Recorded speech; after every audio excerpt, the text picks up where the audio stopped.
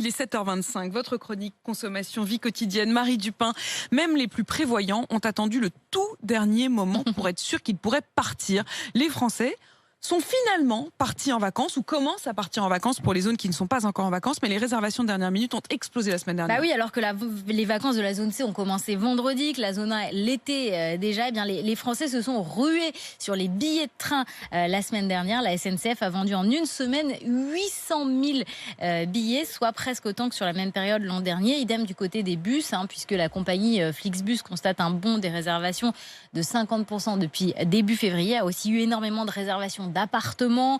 Le site PAP de réservation entre particuliers, par exemple, a vu ses réservations exploser, plus 136% par rapport à la même période l'an dernier. Ça paraît fou. Idem pour le site Amivac, dont le volume s'était écroulé en janvier. Il a constaté une très forte hausse début février.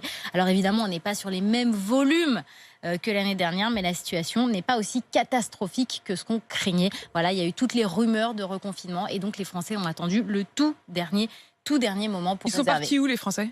Alors, selon la SNCF, les 3/4 des réservations concernent le sud-est et la façade atlantique, mais beaucoup de Français sont aussi partis à la montagne. D'ailleurs, les magasins de sport comme Decathlon ont été dévalisés. C'était quasiment mission impossible ce week-end de trouver une combinaison ou des moufles pour enfants ou des skis de randonnée en stock.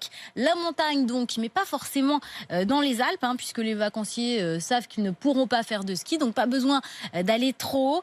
Par contre, les stations de moyenne montagne, le Jura, les Vosges, le Massif central cartonnent, avec 2 fois plus de réservations que l'année dernière sur le site PAP toujours. On va à la montagne pour respirer de l'air pur, pour se changer les idées, pour voir de beaux paysages. Et d'ailleurs, c'est assez rassurant sur l'avenir des stations qui ne sont pas désertées malgré la fermeture des remontées.